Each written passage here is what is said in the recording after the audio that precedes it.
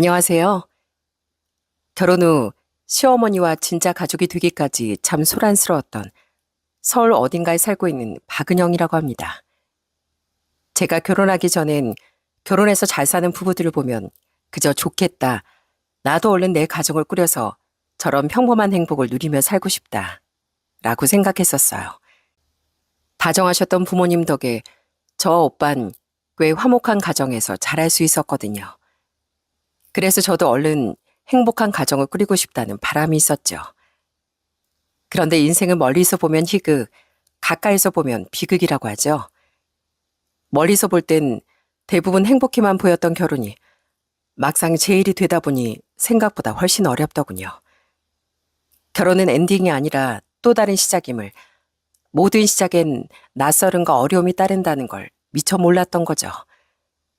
제 결혼 생활이 어떠했는지, 그 어려움의 결과가 어떠했는지에 대해 한번 들어봐 주시겠어요? 전 저희 오빠가 결혼한 지 3년 뒤 나이 31에 결혼을 했습니다. 남편은 제가 사회초년생 시절부터 만나온 사람으로 우린 꽤 긴 연애 끝에 웨딩마치를 올렸죠. 전 남편이 다시 없을 정말 좋은 남자인 줄 알았습니다. 연애 내내 제게 다정했고 늘 절 먼저 배려해주던 사람이었으니까요. 그런데 막상 결혼해보니 마음 놓았던 것과 달리 우린 매일 마찰을 빚기 시작했습니다. 남편은 맞벌이임에도 집안일에 무심해도 너무 무심했고 심지어 베란다에서 흡연까지 하더군요. 그 외에도 너무나 많은 성격 차이로 인해 우리의 사이는 빠르게 멀어져 갔습니다. 결국 우린 결혼한 지 고작 2년 만에 갈라서고 말았어요. 남편이 먼저 자긴 결혼이 안 맞는 것 같다며 제게 이혼서를 내밀더라고요. 그뒤 전 부모님 집으로 돌아와 가족들에게 위로받으며 조금씩 상처를 이겨냈습니다. 저는 꽤 긴 시간 남자를 만나지 않고 다른 일에 몰두하며 살았습니다. 자기 개발을 하며 더 좋은 조건으로 이직도 하고 자전거와 테니스라는 취미도 생겼죠. 그렇게 건강한 삶을 살다 보니 다가오는 사람들도 있었는데요.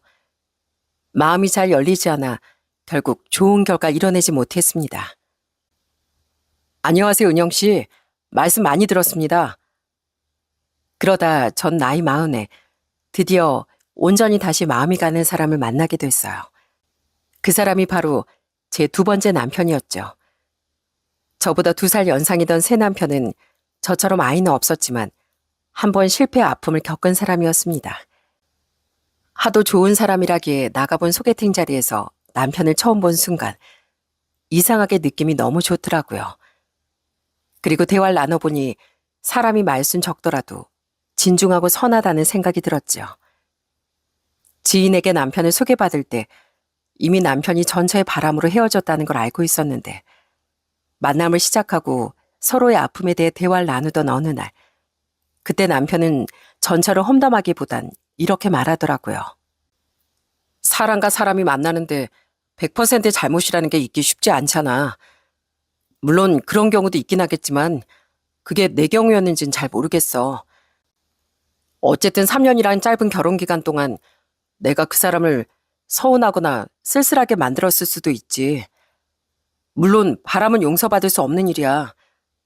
그래도 이혼한 뒤엔 그냥 적당히 잘 살기 빌어줬어. 세상에 저주에도 모자랄 판에? 한땐 내 인생을 가장 빛나게 만들어준 사람이잖아. 그런 사람에게 망하라고 저주하면 그때 내 모든 순간도 죽어버릴 것 같더라. 이미 지난 과거인데 말이야. 나 자신을 위해서 그렇게 했어. 오히려 그렇게 하니까 다시 일어서기 쉬워지더라고. 그때 남편이 정말 속 끼고 된 사람이라는 생각이 들더라고요. 그런 남편에게 저도 과거의 아픔을 위로받고 저도 남편을 감싸주며 우린 1년의 만남 끝에 재혼을 약속했습니다. 또 실패할까 두렵기도 했지만 자신을 믿어달라던 남편의 말을 다시 믿어보기로 했던 거예요. 네가 은영이구나.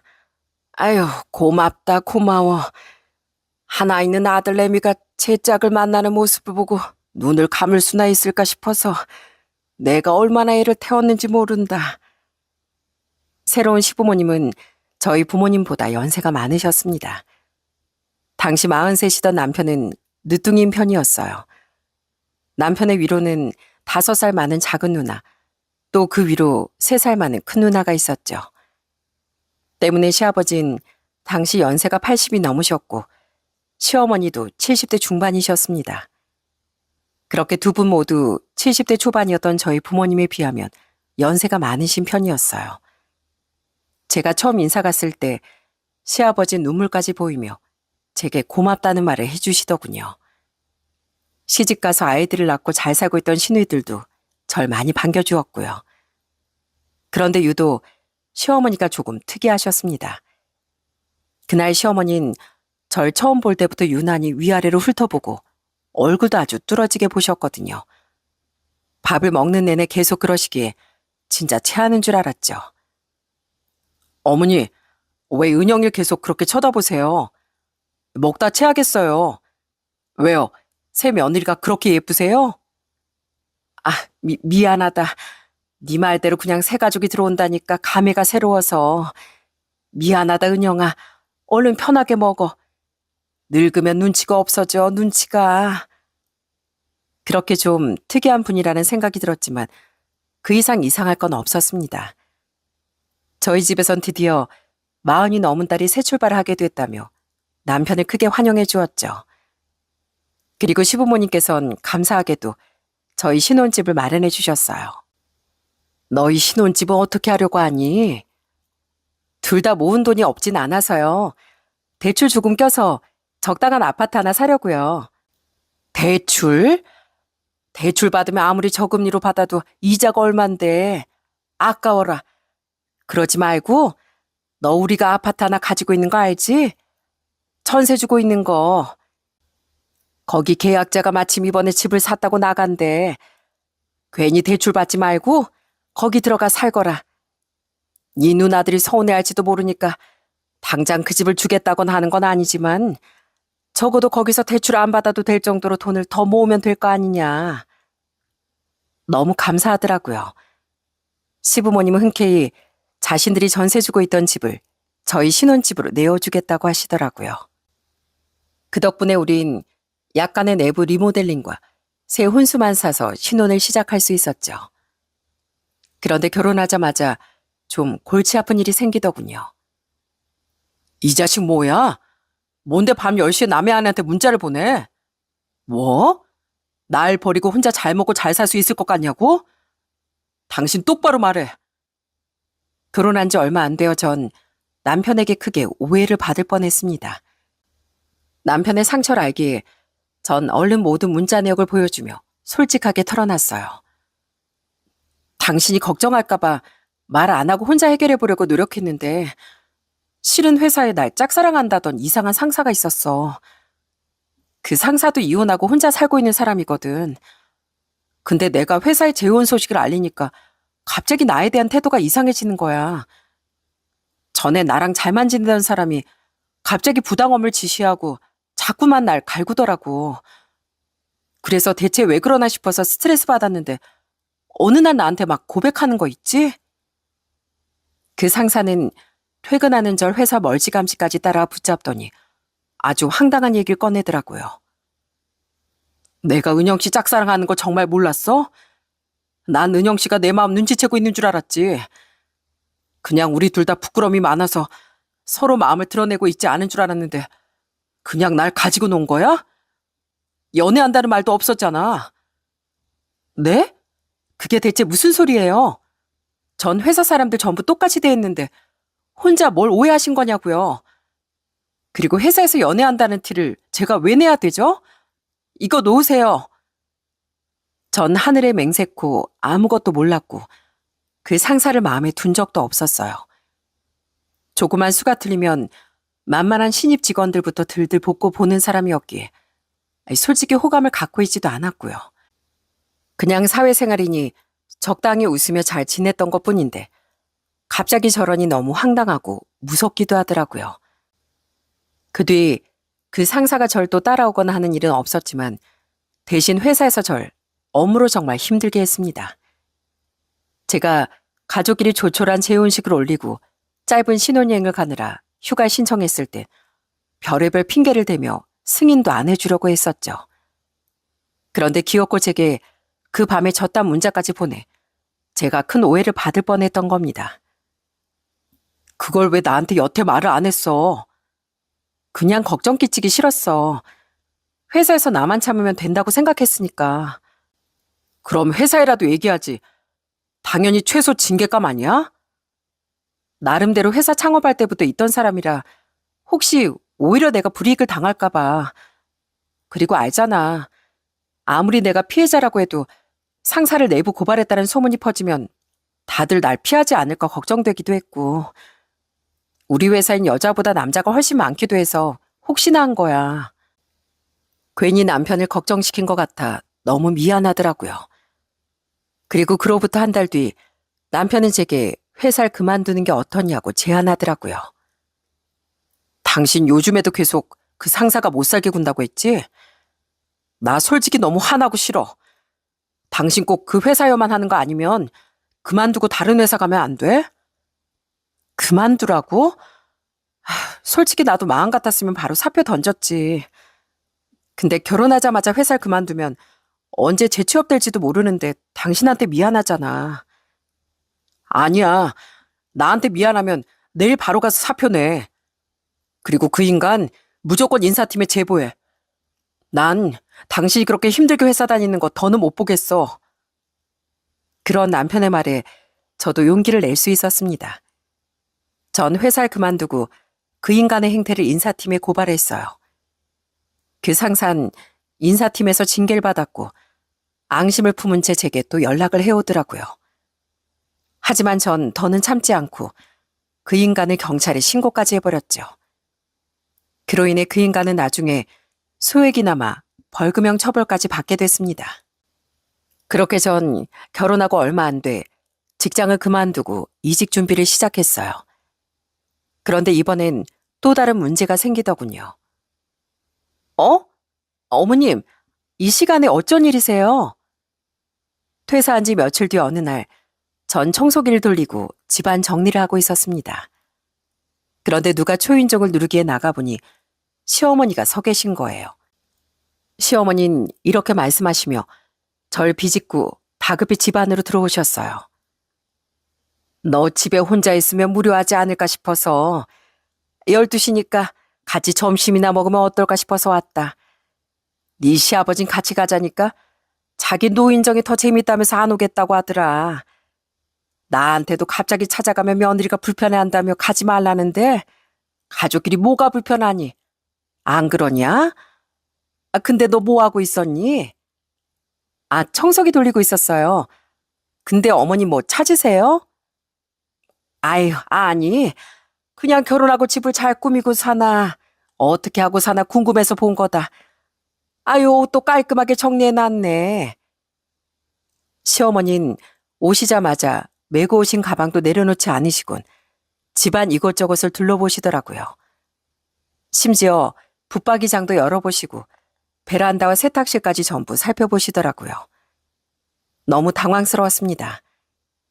전 우선 같이 점심을 먹자고 하셨으니 급하게 찌개와 계란말이 만들었습니다. 원래 저 혼자선 대충 때우고 남편이 있는 저녁에 좀 차려 먹거든요. 그래서 뭐가 없네요. 미리 말하고 오셨으면 장이라도 봐놨을 텐데 다음엔 연락 주고 오세요, 어머님. 제가 더 맛있는 거 해드릴게요. 다음엔 꼭 연락을 주고 오셨으면 좋겠다는 말만 강조하며 그날은 시어머니를 잘 대접해드렸습니다. 그냥 정말 제가 보고 싶어서 오신 건가 했죠.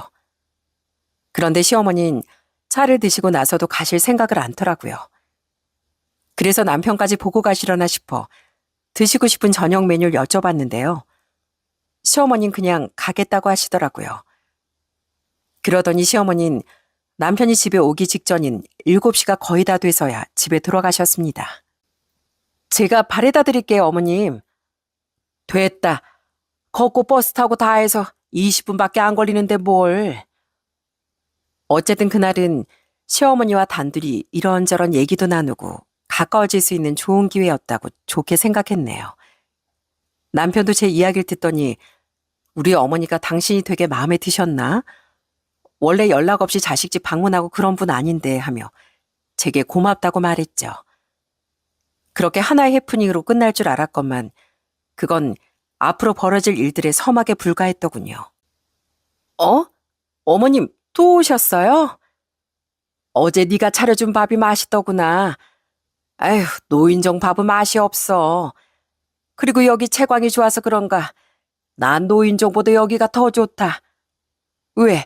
너 불편하니? 다음 날에도 시어머니는 똑같이 12시쯤 저희 집에 오셨습니다. 또 아무런 연락도 없이요. 전날 분명히 제가 연락을 먼저 주십사 부탁했건만 그때부터 불편한 감정이 올라오기 시작했어요. 그리고 시어머니는 그날도 집에 오시자마자 온 집안을 구석구석 뒤지시더라고요. 전 조금 불편해진 마음으로 물었습니다. 어머님, 어제도 그렇고 뭐가 그렇게 궁금해서 자꾸 베란다에 화장실에 세탁실까지 다 열어보세요? 아니, 우리 며느리가 일도 그만두고 집에 있는데 살림은 깔끔하게 하고 있는지 궁금해서 보는 거지. 막말로 여긴 나랑 우리 남편 집이기도 한데 내가 그 정도도 못 둘러보니? 그래, 너 오늘 점심은 뭐 먹니? 어제처럼 찌개 같은 거 끓이지 말고 남은 반찬 있으면 밥이랑 싹싹 같이 비벼 먹자. 전 우선 꾹 참았습니다. 그리고 시어머니와 밥을 먹은 뒤 다시 한번 정중히 부탁드렸어요. 어머님, 제가 집에 있긴 하지만 그래도 나름대로 공부며 집안일이며 하루 계획이 있는데 연락 없이 이렇게 오시면 당황스러워요. 솔직히 저 옷도 너무 편하게 입고 있었는데 어머님 오셔서 어제도 오늘도 급하게 갈아입은 거 아시잖아요. 그러니까 오시기 전에 제발 연락 좀 해주세요. 근데 설마 내일 또 오실 거예요? 아유, 안 온다. 주말인데 너도 동재랑 좋은 시간 보내야지. 알겠다. 내가 앞으로는 신경 쓰마. 그래도 말이 통하는 분이다 싶더라고요. 그날도 시어머니는 남편이 오기 전까지 저와 수다를 떨다 가셨어요. 그런데 전날과 달리 시어머니는 자꾸 절 캐보듯이 질문을 하시는 거예요. 근데 넌 중학교, 고등학교는 어딜 나왔니? 요즘 학교는 대부분 우리 때랑 다르게 공학이지? 대학은? 그래, 친구들은 많어? 중학교는 공학이었는데 그 뒤엔 여고 나왔어요. 대학은 공대를 나왔고요. 친구들은 그럭저럭 몇 명 있는 편이에요. 너 자전거랑 테니스인가 뭐 시기도 한다며? 요즘엔 그런 것도 혼자 안 하고 떼거지로 몰려다니면서 한다고 하던데 너도 그런 거 하니? 아니요. 제가 낯을 좀 가리는 편이라 자전거는 혼자 타고요. 테니스는 스포츠센터에서 배웠는데 그것도 요즘엔 잘 안 쳐요. 전 누구랑 같이 하는 것보단 혼자 하는 운동이 더 잘 맞는 것 같아서요. 그냥 저에 대해 궁금하신가 싶었습니다. 그날 또 시어머니가 오신 일로 남편은 제게 미안해 하더라고요. 그래도 다행히 주말인 다음 날과 그 다음 날엔 시어머니가 오시지 않았죠. 그런데 월요일이 되자마자 시어머니가 또 연락도 없이 같은 시간에 오신 거예요. 어머님, 진짜 왜 이러세요? 네? 제가 부탁드렸잖아요. 아유, 그냥 노인정에 있자니 거긴 노인네들은 너무 따분해서 말이야. 너랑 얘기하는 게 훨씬 즐거워서 또 오게 됐지 뭐니. 그땐 정말 화가 났습니다. 그런 제 모습은 아랑곳하지 않고 시어머니는 그날도 집안을 이곳저곳 살펴보셨어요. 그런 시어머니 행동은 다음 날도 또 그 다음 날도 똑같았죠. 어머님, 진짜 제 말 무시하시는 거예요? 대체 왜 자꾸 오세요? 그리고 왜 집안을 또 자꾸 둘러보시냐고요? 말했잖아. 난 노인정보다 여기가 좋다니까. 그리고 살림이라는 게 매일매일 신경 써야 되는데 네가 살림을 잘하고 있는지 살펴보는 게 뭐가 문제니? 이것 봐라. 아유, 여기 먼지가. 세제들도 이렇게 좀 가지런히 놓고 해야지 원. 눈에 마음에 안 차는 게 한두 가지 보이는 게 아니니 내가 계속 안 살펴보고 쓰겠어? 요 며칠은 내가 그래도 너 불편할까 봐 아무 말 안 했던 건데 너 배워야 할 살림이 많어. 내가 당분간 계속 올 테니까 나한테 살림 좀 배워. 와, 진짜 환장할 것 같더군요. 시어머니는 이제 매일같이 오며 살림 참견을 하고 절 아주 들들 볶았어요. 제가 대놓고 싫다, 오시지 말라고 화를 내면 살림살이를 가지고 마구 트집을 잡으시며 네가 이렇게 엉망으로 사는데 시애미로서 어떻게 모른 척을 해? 그 피해를 우리 아들이 보고 있는데 하고 소리치셨고요. 또 시어머니는 남편이 오기 직전까지 절대 집에 가지 않고 절 붙잡아두며 이런 말들을 늘어놓기도 하셨어요. 솔직히 밖에 나가면 우리 동재 같은 남자 또 없다 너. 넌 행운인 줄 알아. 전 며느리 그 망할 것은 지복을 지발로 찬 거야. 그 요망한 기집애 내가 걔를 너무 오냐오냐 해준 게 문제였어. 내가 남의 집 딸이라고 손에 물도 안 묻히게 하고 아주 떠받들어주면서 잘해줬더니만 그것이 우리 집안 우습게 알고 우리 아들 배신한 거야. 내가 진즉 이렇게 집도 찾아와 살림도 참견하고 그랬어야 걔가 시댁이 무서운 줄 알았을 텐데 말이야. 예, 우리 아들이 학교 다닐 때부터 얼마나 인기가 많았는지 아니?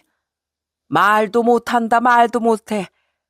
어떤 여자엔 우리 아들이 자기를 찾다면서 우리 집 앞까지 찾아 엉엉 울고 그랬어. 애가 외모야 평범하다지만 워낙 댐댐이가 바르지 않니? 우리 아들이 집에서 설거지며 청소며 빨래며 엄청 도와주지? 너 직장 그만두고 나서도? 걘 원래 집에서도 그랬어 얘. 그러니까 우리 아들하고 재혼한 걸 복으로 알고 네가 잘해야 돼. 알았어? 제가 대답을 하지 않아도 진절머리가 나서 방으로 들어와 버려도 시어머니는 아예 절 따라다니며 말을 멈추지 않았어요. 들어보니 전 며느리에 대한 트라우마가 있는 것 같던데 그걸 왜 엄한 저에게 이런답니까? 물론 저도 별짓 다 해봤죠. 당연히 남편에게도 말도 해봤고요. 우리 어머니 진짜 왜 그러시지? 내가 못 그러시게 따끔하게 말씀드릴게. 어머니, 전데요. 왜 자꾸 저희 집에 말도 없이 찾아오세요? 저희 집사람 스트레스 받아서 이직 준비고 뭐고 아무것도 못하고 있잖아요. 어머니 프라이버시는 존중해 주셔야죠. 내가 뭐 못 갈 때 갔니? 왜? 걔가 나오지 말라고 하라고 너한테 말하디? 이 엄마도 다 생각이 있어서 가는 거야. 걔 보니까 배울 게 한두 가지가 아니더라. 하지만 시어머니는 꿈쩍도 하지 않았습니다. 시아버지도 시어머니를 말리신 것 같은데 무작정 저희 집으로 가버린 시어머니를 막기가 쉽지 않으셨나 보더라고요. 미안하다 아가. 그 여편 내가 진짜 왜 그러는지. 치매가 온 건가. 내가 전에 힘으로라도 어떻게 해보겠지만 이제 나보다 그 여편 내가 기운이 더 좋아. 이건 초장에 잡아야지 아니면 평생 고생하거나 또 이혼할 수도 있겠다 싶더라고요. 그래서 전 시어머니에게 문을 열어주지 않아도 봤습니다. 그랬더니 시어머니는 제게 전화를 걸고 문을 두드리고 남편에게 전화하고 정말 난리법석을 피우셨답니다. 너 안에 있지? 왜 문을 안 열어? 당장 내가 사람 불러 문 따랴? 내 집이니까 법적으로 아무 문제도 없어. 결국 경비실에서 민원까지 들어오기도 했고 정말 열쇠공이라도 부르실까봐 한운 수 없이 문을 열어주었어요. 또 전 아예 밖으로 나가 있기도 했는데요. 그것도 하루 이틀이지 근본적인 해결법은 되지 못하더라고요. 전 너무 힘들어 시어머니를 보면 정색부터 하고 심지어 소리까지 지른 적도 있었죠. 제발 그만 좀 오세요. 제 살림이 뭐가 어때서요. 물론 어머님 눈에 안 차실 수도 있겠지만 그냥 서서히 늘어가면 되는 거죠. 저도 최선을 다하고 있다고요. 왜 이렇게 저희 집에 집착하시는데요? 진짜 겨우 재혼한 아들 다시 이혼시키고 싶으신 거예요? 네? 남편이 그렇게 잘났다. 전 며느리가 아주 나쁜 삐리리였다는 얘기 왜 자꾸 하세요? 듣기 싫어요. 제발 그만 좀 하시라고요. 하지만 시어머니는 자기가 불리해지면 입을 아예 꾹 닫아버렸습니다. 그리고는 금세 또 소파 밑이 지저분하네 어쩌네 하며 다른 얘기로 말을 돌렸고요. 남편이 아예 시댁까지 쫓아가 시어머니에게 화를 내기도 했는데 그때 시어머니는 눈물을 펑펑 흘리시더라고요. 내가 네가 걱정돼서 며느리 교육 좀 시켜주려고 한 건데 그게 그렇게 잘못이니? 응? 어떻게 엄마 마음을 이렇게 몰라줘? 그렇게 거의 한 달이란 시간 동안 시어머니는 제 피를 말렸습니다. 결국 전 친정엄마에게까지 하소연을 하게 됐는데요. 그때 엄마가 제게 이런 제안을 해주시더군요. 에휴, 유독 은영이 네가 결혼만 하면 고생을 하는구나. 그렇다고 딸 자식을 또 이혼시킬 수도 없고. 은영아, 그럼 이 엄마가 한번 도와줘 볼까? 엄마도 맨날 너희 집에 가서 임서방한테 똑같이 해주마. 거울 치료라고? 그럼 안사돈도 뭐 느끼는 게 있지 않겠어? 엄만 제가 걱정되는 마음에 특단의 조치를 취하자고 말씀하신 겁니다. 저도 남편도 무슨 수든 써보자는 마음으로 엄마께 결국 죄송한 부탁을 드리게 됐어요. 엄만 다음 날부터 시어머니가 그랬듯 12시마다 저희 집에 찾아오기 시작하셨습니다. 그리고 곧이어 시어머니가 도착하자마자 아주 반갑게 인사를 하셨죠. 안녕하세요, 안사돈. 오랜만이시네요. 아, 예. 근데 여긴 어쩐 일로? 안사돈께서 매일 여기로 오신다길래 저도 한번 와봤어요. 전 저희 딸하고 사이 불편할까봐 신혼집에 찾아올 엄두도 못 냈었는데 안사돈이 그러신다고 하니 저도 못 갈 거 없겠구나 싶더라고요. 딸도 딸이지만 사이를 어려워하는 게 맞다고 생각했는데 안사돈이 이렇게 며느리 어려워하지 않으시니 저도 뭐 임서방 어려워할 게 있나요? 엄마의 말에 시어머니의 표정이 약간 굳더라고요. 그날 시어머니는 저희 엄마가 계셔서인지 집안을 또 구석구석 둘러보진 않았습니다. 그리고 밥 먹는 내내 엄마 남편에 대한 흠을 잡으셨어요. 아유, 근데 엄만 좀 그렇다. 너보다 나이도 많고 남자인 임서방이 그 나이까지 서울에 집 하나 살 돈도 못 모았다니? 그래서 이렇게 사돈 어른들 노후자금인 이 아파트에서 신세 지고 있는 거잖아. 내가 다 죄송하다 얘. 아니 한사돈, 말씀이 좀 그러십니다. 우리 동재가 군대까지 다녀온 거 치면 사회생활한 시간은 새아가랑 비슷할 텐데 요즘 남자 여자가 어디 있나요? 지금 우리 아들이 능력이 부족하다고 흠잡으시는 겁니까? 에이, 그런 건 아니고요. 그냥 아쉽다 그거죠. 안사돈도 늘 저희 딸 면전에 대고 살림을 못 배웠다. 하나부터 열까지 다 가르쳐야겠다. 그러신다면서요. 그래서 저도 그래도 되는 건가 싶어서 아쉬운 걸 말씀드린 것뿐이에요. 생각해보면 저희 딸도 잠깐 쉬는 거지. 다시 일하러 나가랜데 왜 저희 딸한테만 살림을 가르친다고 하시나요? 아드님한테도 가르치셔야죠. 요즘엔 안사돈 말대로 남자 여자가 없는데요. 엄마의 말에 시어머니는 자신이 불리하다고 느꼈는지 입을 꾹 다무시더라고요. 그리고 그날은 식사를 마치자마자 허둥지둥 돌아가셨고요. 하지만 다음날 자신보다 먼저 엄마가 또 집에 와 있는 걸 보고 전날보다 훨씬 표정이 일그러지셨습니다. 또 와 계셨어요? 오셨어요, 사돈? 사돈께서도 매일 오신다면서요. 남편은 철물점 장사한다고 나가서 저 혼자 맨날 집에서 심심했는데 저도 못 올 거 없죠 뭐. 하물며 저한텐 딸인데 딸이랑 수다 떠는 재미가 얼마나 좋은데요. 그날 엄만 새로 인테리어를 하지 않아 일부 깨져있던 베란다 바닥 타일과 느슨해진 신발장 경첩을 보며 또 남편의 흠을 잡으셨죠. 임서방이 이 집 리모델링 하는 거 다 도맡았다고 하지 않았니? 필요한 데만 군데군데 손봤다고 해서 어련히 잘했거니 했는데 이런 건 제대로 안 보고 뭐 했다니. 아무래도 안 되겠다. 네가 살림을 하는 것처럼 임서방 굵직굵직한 일을 잘 봐줘야 집이 잘 돌아가는 법인데 엄마가 기다렸다가 임서방한테 잔소리 한번 해야 되겠다. 아니 이보세요 안사돈.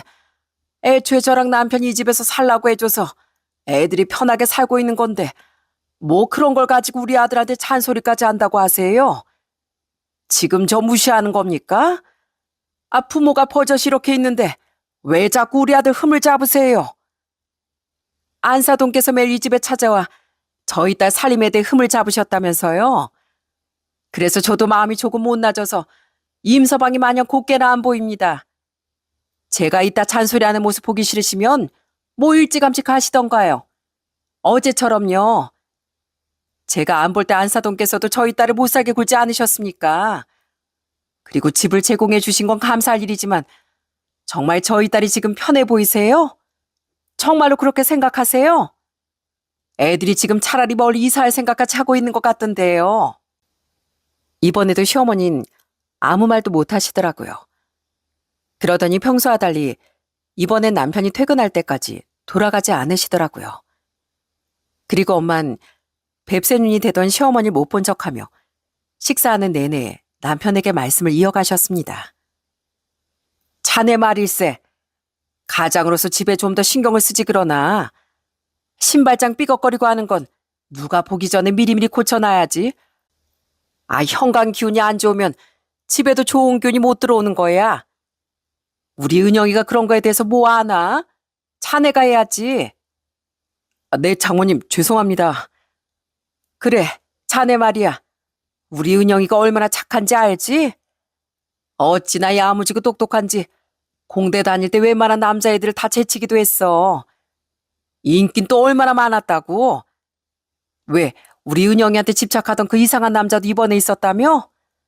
그것만 봐도 우리 은영이를 나 몰래 짝사랑하던 애들이 얼마나 많은지 알겠지? 집사람 너무 멋진 거 저도 잘 알죠. 야무지고 똑똑하고. 그래, 전 사위였던 그놈이 우리 은영이를 너무 오래 붙들고 있었어. 잘도 못해줄 거면서. 나쁜 놈. 그래도 그 덕에 자네가 우리 딸을 만나게 된 거야. 그러니까 운 좋은 줄 알고 우리 딸한테 잘하게. 알았나? 맨날 하늘에 대고 감사하란 말이야. 아니, 안 싸돈. 그럼 우리 동재 뭐 어디가 모자라답니까? 왜 우리 동재가 하늘에 대고까지 감사를 해요?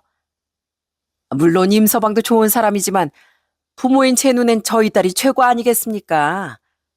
안사돈도 그래서 맨날 저희 딸한테 전 며느리 욕하면서 은근슬쩍 눈치 보게 하고 임서방 만난 걸 고마워할 줄 알라고 하신 거 아니셨어요?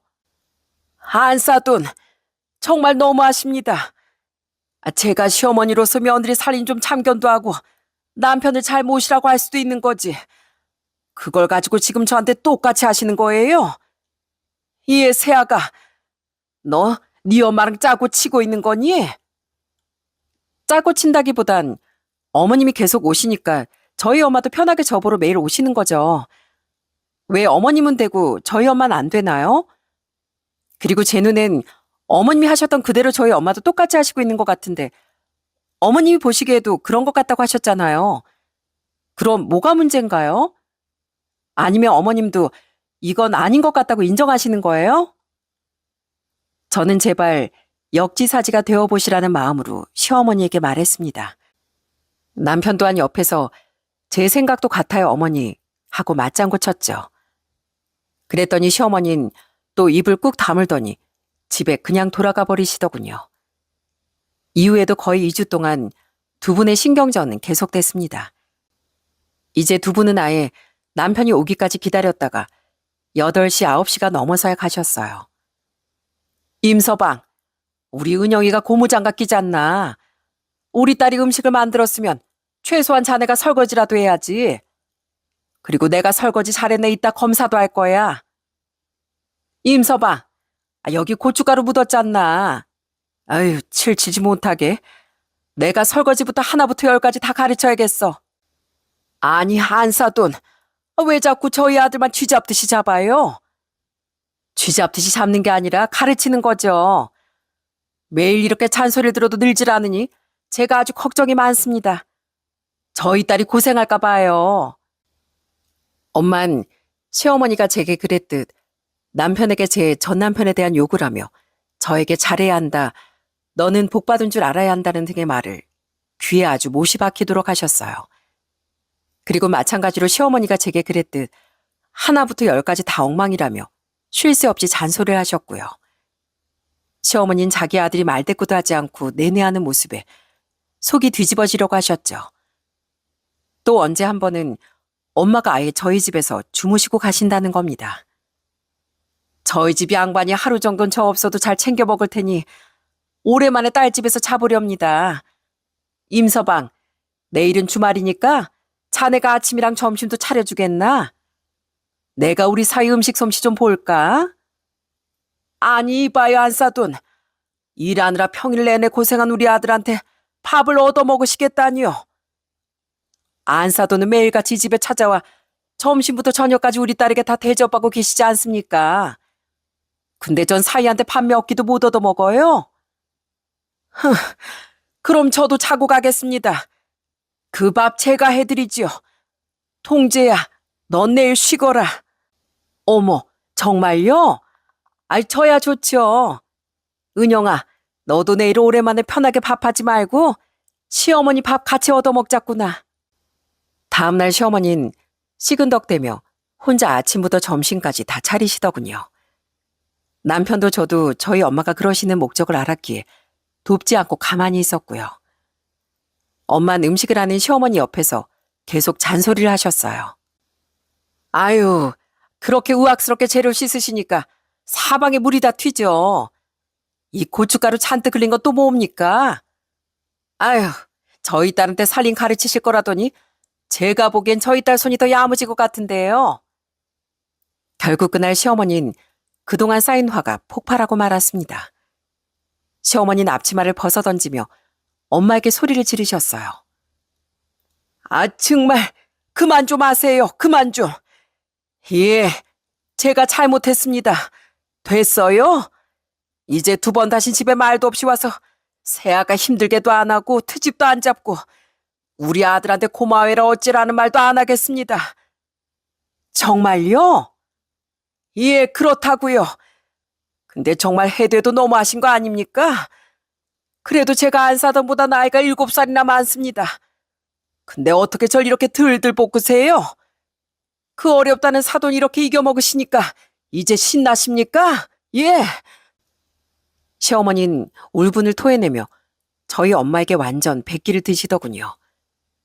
계속 시어머니를 살살 약 올리듯 웃고 계시던 엄만 그제야 표정을 진지하게 굳히곤 대답하셨어요. 저라고 뭐 신나겠습니까? 이 나이 먹고 이런 유치한 짓 하는 거 저도 고역이었네요. 오죽했으면 제가 이랬겠습니까? 우리 애들 둘 다 재혼이잖아요. 그럼 더더욱 부모로서 애들이 잘 살 수 있게 도와줘야죠. 그런데 제가 보기에 이대로 가다간 애들이 또 잘못될 수도 있겠더라고요. 말씀해보세요. 대체 우리 딸한테 왜 그러셨습니까? 처음부터 저희 애가 마음에 안 드셨던 거예요? 그럼 애초에 반대를 하시지. 사람 노이로제 걸리게 이게 뭡니까? 예? 아니, 말씀 좀 해보시라고요. 그래요, 어머니. 저도 정말 이해가 안 가요. 대체 왜 이러신 거예요? 엄마 남편의 물음에 시어머니는 아무 말도 못하고 씩씩대더군요. 그러더니 가방을 챙겨 나가버리시더군요. 그리고 다음 날에도 그 다음 날에도 시어머니는 저희 집에 오지 않으셨죠. 이제 드디어 끝인가? 근데 좀 찜찜하다. 어머님 전엔 정말 이런 적 없으셨어? 그럼 대체 나한테 왜 그러셨던 거지? 정말 내가 살림하는 게 마음에 안 들어서? 아닌 것 같은데. 아버지도 잘 모르신다고 하고 나도 영문을 모르겠어. 아무튼 장모님께 너무 면목이 없다.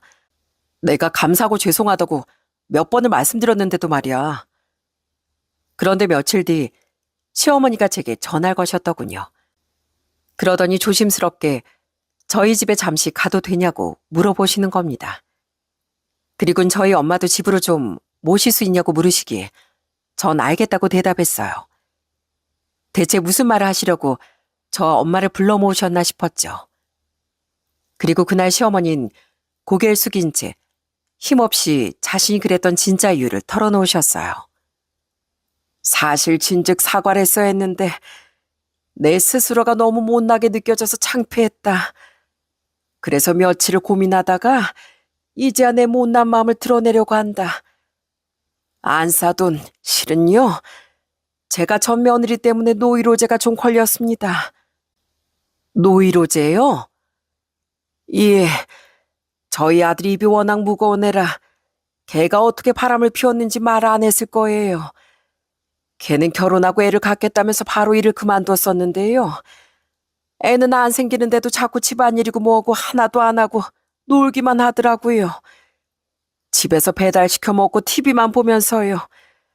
처음에 몰랐는데 나중에 한번 급한 볼 일이 있어서 아들 집에 갔다가 깜짝 놀랐죠. 내 자식이었으면 야단이라도 쳤을 텐데 남의 집 귀한 딸에게 그럼 쓰나 싶어서 그냥 꾹 참았습니다. 그런데 그렇게 잘해줬더니 그것이 정말 우리 아들도 우리 집도 다 우습게 봤나 보더라고요.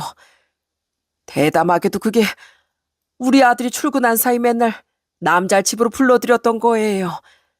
그것도 하나도 아니고 둘셋을 바꿔가면서요. 제가 며느리랑 통화를 하다가 옆에서 남자 목소리가 들리길래 그때 이상한 걸 눈치챘었거든요. 그 뒤로 우리 아들이 몰래 숨어서 그 기집애의 만행을 알아냈던 거고요. 그러니까 시어머니는 전 며느리의 바람을 처음으로 눈치챈 사람이었더군요. 그리고 그 일은 시어머니에게 트라우마로 남았다고 합니다. 가족들한테는 아무 말도 안 했죠. 특히 착한 동재가 그걸 알면 엄마 걱정을 얼마나 했겠어요. 그래도 혼자 속으로 삭히고 잊으려고 했는데 새 며느리가 생긴다고 생각하니까 다시 그때 생각이 나는 겁니다. 그래서 저 혼자 남편도 몰래 관상책을 사다가 좀 봤었어요.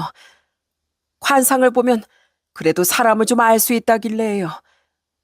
처음 새아가가 집에 인사 왔던 날 대놓고 그 앞에서 관상책은 못 들여다보고 어떻게든 얼굴을 기억해내려고 애를 썼죠. 그럼 그날 절 뚫어지게 쳐다보셨던 게 나중에 관상책을 보시려고 그런 거였어요?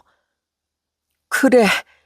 근데 그날 관상책을 보니까 너한테 도화살이 좀 있는 것 같기도 하고 그래서 내 내심 불안했었다.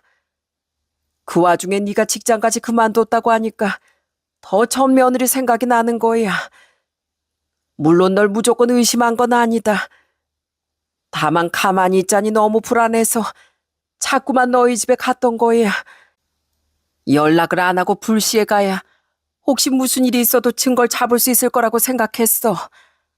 그리고 내가 매일같이 가야 네가 나쁜 생각을 못할 거라고 믿었고.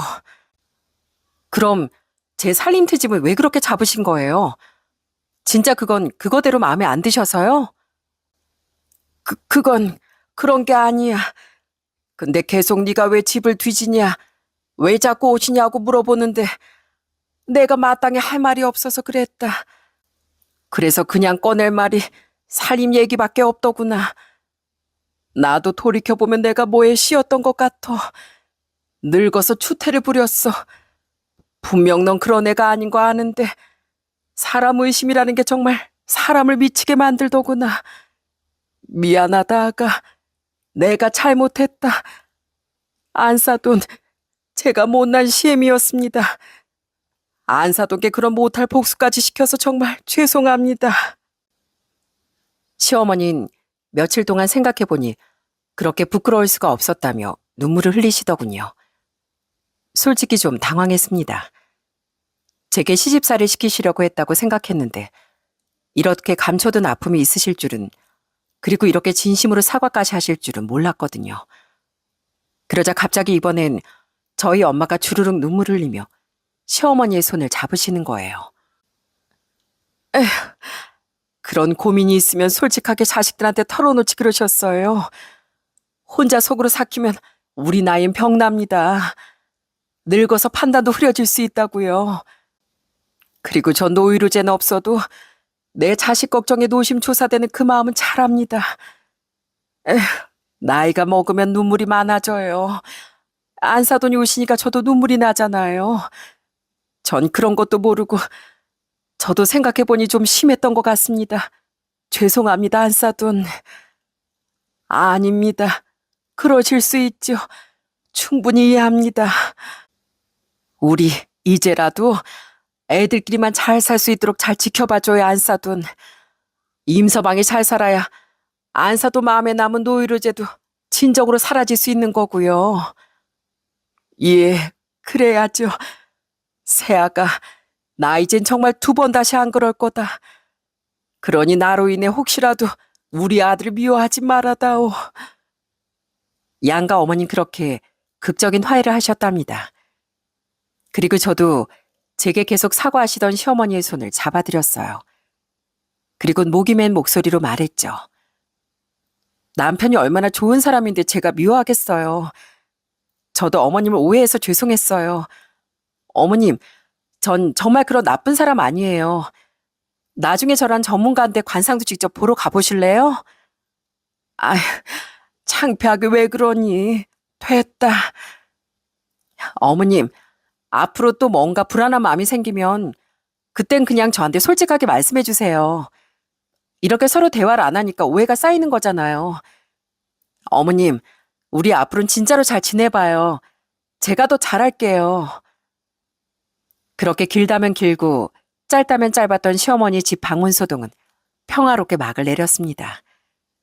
이야기를 전해들은 남편은 그날 바로 시댁에 달려갔다 퉁퉁 부은 눈을 하고 집으로 돌아왔더라고요.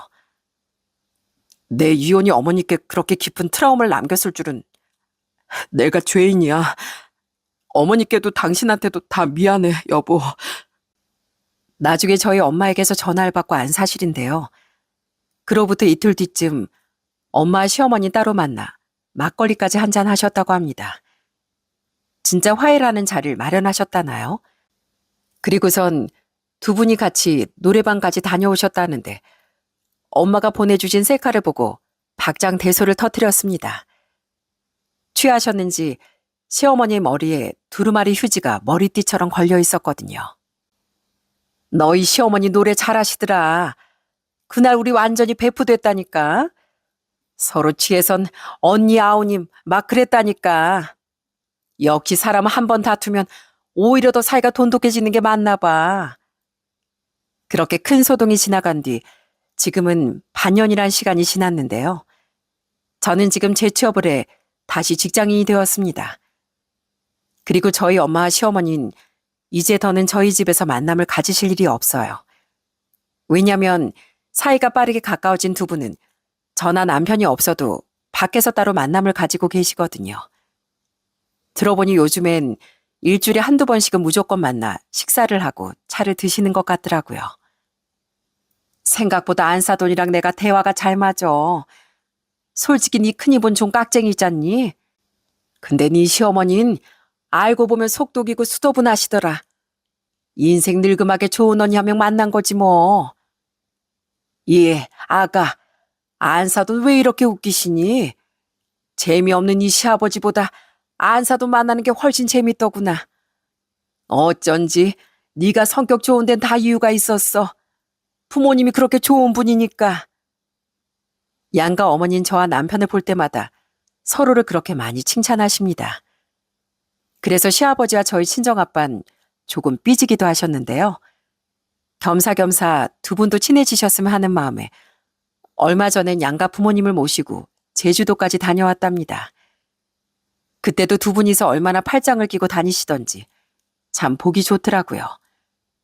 그때 아빠와 시아버지께서도 대화를 많이 나누며 많이 가까워지셨죠. 근데 너희 아이 생각은 없니? 있긴 한데요. 나이가 있어서 시험관 준비해보려고요. 남편과 전 더 늦기 전에 슬슬 아이 계획도 가지려고 합니다. 다행히 출산휴가도 육아휴직도 무리 없이 쓸 수 있는 회사에 들어왔거든요. 제 나이가 있어 걱정이긴 하지만 요즘엔 40대 출산하는 산모들도 많다고 하더라고요. 그래서 남편과 함께 병원을 다니며 저도 희망을 가져보려고 합니다. 그렇게 손주가 태어나면 양가 부모님이 또 얼마나 좋아하실까요? 부디 저희 부모님도 연세가 많으신 시부모님도 손주가 태어나고 그 손주가 학교에 들어가고 어른이 되는 것까지 보실 수 있도록 오래도록 건강하셨으면 좋겠네요.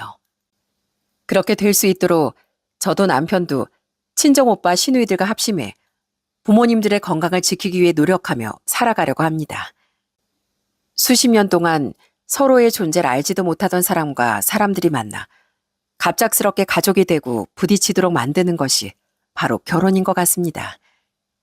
실패했던 첫 결혼과 너무도 행복한 지금의 두 번째 결혼을 겪으며 깨달은 건 결혼 후 진짜 가족이 되는 과정이 참 쉽지 않다는 거예요. 남편과 아내도 서로 몰랐던 부분을 이해하며 맞춰가야 하지만 그건 아내와 시가 식구들, 남편과 처가 식구들과의 관계에도 모두 해당하는 부분인 것 같습니다. 모든 사람이 처음부터 큰 잡음 없이 서로를 배려하고 이해하며 맞춰가긴 힘들 수밖에 없겠죠. 사람은 모두 각양각색이니까요. 서로를 너무 모르기에 이해하지도 못하고 많이 부딪히며 오해가 쌓이고 악감정이 피어날 수도 있을 거고요. 그 갈등의 해결법 중 가장 좋은 건 솔직하게 마음을 터놓고 대화를 해보는 일인 것 같습니다.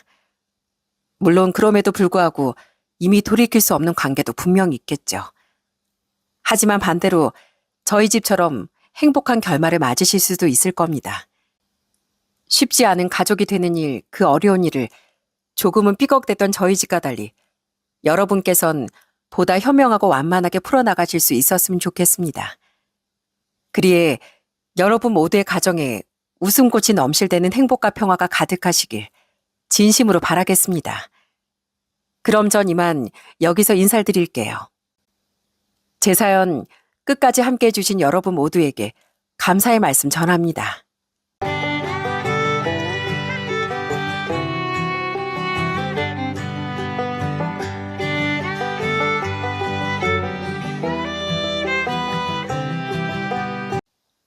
안녕하세요. 참으로 어리석은 가족들을 두었던 서울 사는 한주희라고 합니다. 가만히 있으면 중간이나 간다는 말이 있죠.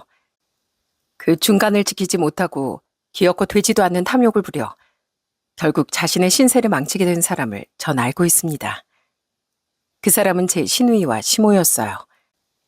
자신밖에 모르고 사는 이기적인 삶은 곧 자기 자신을 외톨이로 만드는 일이건만 그들은 그 당연한 사실을 잘 깨닫지 못하더라고요. 그런 그들과 저 사이에 있었던 기가 막힌 일들과 그 결말에 대해 지금부터 이야기를 시작해 볼게요. 끝까지 잘 들어주셨으면 좋겠습니다. 저희 가족은 제가 아직 청소년이던 시절 아주 어려운 시기를 겪었어요. 저희 집은 원래 아빠는 샐러리맨이고 엄만 주부였던 평범한 가정이었습니다. 부모님은 금술이 좋으셨고 언니와 저 남동생 또한 남매끼리 사이가 꽤 돈독한 편이었죠. 외벌이의 자식이 셋이라 형편이 좀 빠듯한 편이었지만 그래도 저희 집은 항상 화목했습니다. 그런데 제가 12살 때 아빠가 암에 걸리시며 저희 집은 휘청거리기 시작했습니다. 암보험인가 뭔가 병철이네 재수씨가 자기한테 보험 하나 들라고 할 때 그냥 들어둘걸. 그때 무슨 생돈을 날강도처럼 빼앗아가려는 회사가 다 있나 싶어 바로 거절했었는데 내가 암에 걸릴 줄 누가 알았겠어? 정말 미안해 여보. 당시 아빤 아빠 친구 아내분의 암보험 권유를 거절했던 일을 두고두고 후회하셨어요. 그때 당시만 해도 보험을, 특히 암보험 같은 건 사기나 다름없다고 믿는 사람들이 꽤 있었거든요. 아빠도 엄마도 그런 생각을 가지고 암보험을 들 생각도 안 하셨던 거죠. 아빠의 암투병으로 인해 집안의 돈은 빠르게 바닥나기 시작했습니다. 그땐 지금에 비해 소득 대비 치료비가 더 비쌌고 비급여 항목도 많았으니까요. 엄만 아빠의 치료비를 위해 급하게 식당 일을 구하셨지만 그런 엄마의 벌이로도 아빠의 치료비를 전부 감당하지 못했습니다. 결국 부모님은 생계와 치료비를 위해 대출을 받고 나중엔 신용도 떨어지고 대출 한도도 나오지 않아 사채까지 쓰셨어요. 그리고 그 많은 빚을 갚기 위해 집을 팔고 저희 가족은 단칸방으로 내몰려야 했죠. 아마 그렇게 끈끈했던 가족애가 아니었다면 저희 가족은 그 힘든 시절을 버텨내지 못했을 겁니다. 그래도 3년이 넘는 투병 끝에 아빠의 건강은 점점 호전되기 시작했어요. 아빠 몸을 회복해 가셨고 다시 직장까지 구할 수 있었죠. 시간이 흘러 아빠는 완치 판정을 받으셨고 우린 모두 무사히 대학까지 졸업할 수 있었답니다. 그리고 부모님은 작은 빌라를 구해 드디어 남의 집살이도 벗어날 수 있으셨죠. 한편 전 간호대를 졸업한 후 한 대학병원의 간호사가 됐습니다. 직장인이 된 제가 가장 먼저 한 일은 바로 암보험을 든든하게 가입한 거였어요. 아빠 일이 트라우마가 되어 실비보험만큼 암보험을 중요시하게 된 거죠. 게다가 전 가족력까지 있었으니 더더욱 미리 조심하자 싶더라고요. 자기야, 우리 이번에 여행 가기로 한 거 우선 자기 카드로 할부로 긁고 내가 2달에 걸쳐 내 몫을 자기한테 주면 안 될까? 내가 생활비가 좀 빠듯해서. 뭐? 돈도 없으면서 무슨 여행을 가자고 했어. 할부는 결국 빚이야. 난 그렇게 형편에 안 맞는 지출하기 싫어. 또 하나, 전 신용에도 정말 신경을 썼습니다. 자갈 마련에 집이 안정된 뒤에도 전 돈을 많이 아끼고 카드 사용도 신중하게 했어요. 그리고 큰돈이 나갈 때면 모아둔 현금을 쓰거나 다음 달에 충당할 수 있는 정도면 무조건 카드를 일시불로 긁었죠. 부모님이 신용으로 고생하시는 걸 봤기 때문에 신용도 또한 엄청 중요시하게 된 겁니다. 그래서 나중에 30대에 들어선 카드 한도도 넉넉하게 3,800만 원까지 늘려놓았어요. 이랬던 저였기에 무분별한 지출을 하는 사람이면 아무리 남자친구여도 믿음이 가지 않아 일찌감치 관계를 정리하기도 했죠. 그렇게 알뜰살뜰 돈을 모으며 살던 전 나이 30대 초반에 결혼했습니다. 남편은 시청 공무원으로 착하고 성실한 사람이었어요. 무엇보다 저와 비슷한 경제관념을 가진 사람이었기에 마음이 잘 맞더라고요. 혹시라도 성민이가 속썩이면 언제든 얘기하거라. 알지? 며느리 사랑은 시아버지라는 말. 난 무조건 네 편이 되어주마.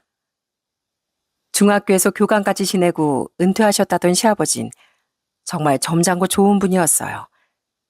처음 절 봤을 때부터 절 편하게 만들어주려고 노력하셨고 하나부터 열까지 절 정말 귀하게 대해주셨죠. 이후 결혼하고 나서도 늘 우리 예쁜 며느리하고 부르며 가끔은 남편 몰래 제게 용돈도 쥐어주시던 정말 좋은 분이었습니다. 반면 시모와 저와 동갑이던 시누인 좀 다르더라고요. 우선 처음 봤던 날부터 두 사람은 깔끔하고 검소한 차림새였던 남편과 시아버지와 다르게 머리부터 발끝까지 명품으로 치장돼 있었어요. 그리고 두 사람은 결혼 전 한 번씩 시댁에서 볼 때마다 제 결혼식을 핑계로 자꾸 뭔가를 요구하더라고요. 아가, 물론 신랑 신부가 주인공이 돼야겠지만 이런 말 알지? 결혼식은 사실 부모들 행사라는 거. 그때 나랑 우리 남편 손님도 정말 많이 올 건데 내가 걱정이 많다. 요즘 주름이 너무 많이 생긴 것 같아서. 저기 너 결혼하기 전에 나 경락이랑 피부과 회원권 좀 끊어줄 수 없겠니? 새언니, 그럼 저도요. 한 사람보다 두 사람 동시에 등록한다고 하면 좀 싸게 해주는 데 많을 텐데. 저도 꼽사리 끼워주시면 안 돼요? 아시잖아요. 초등학교 교사 월급이라고 해봤자 박봉인 거. 아니다. 새언니까지 셋이 등록하면 더 싸겠다. 어때요? 예, 세아가. 너 메이크업샵 청담동에 있는 대로 하기로 했다며? 네. 플래너가 추천해준 곳 중에 거기가 제일 괜찮고 가격도 나쁘지 않더라고요. 거기 나랑 우리 선옥이도 예약해주면 안 되니? 어머니, 양가 식구들 결혼식장 근처 메이크업샵으로 예약하자고 말씀드렸잖아요. 거기 메이크업은 좀 비싸요. 주위 곤란하게 왜 그러세요? 아니, 왜 주희제만 비싼 데서 하고 우린 안 해? 우리 뭐 여자도 아니니? 맞아, 오빠. 우리도 기왕 하는 거 비싸고 좋은 데 사고 싶단 말이야. 평소 검소하게 살았던 전 결혼식에 대한 로망만은 있었습니다. 그렇다고 가한 돈을 쏟아부었던 건 아니었고요. 집에서 저렴한 팩을 사다가 매일 관리를 해주고 웨딩드레스와 메이크업, 스튜디오 웨딩 촬영에 딱 남들만큼은 돈을 투자한 정도였죠. 그것도 평소 아끼는 게 습관이었던 제겐 엄청난 결심이 필요했고요.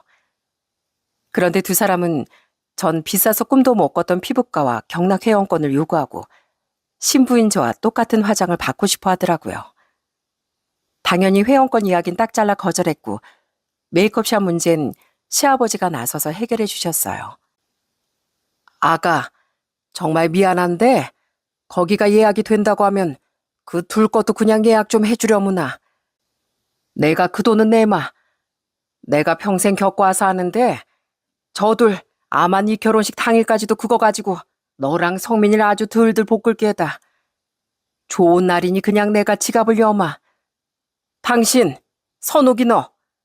내가 애들 결혼할 때 부정 탈까봐 이렇게 좋게 좋게 해결하는 거니까 애들한테 더는 아무것도 요구하지 마.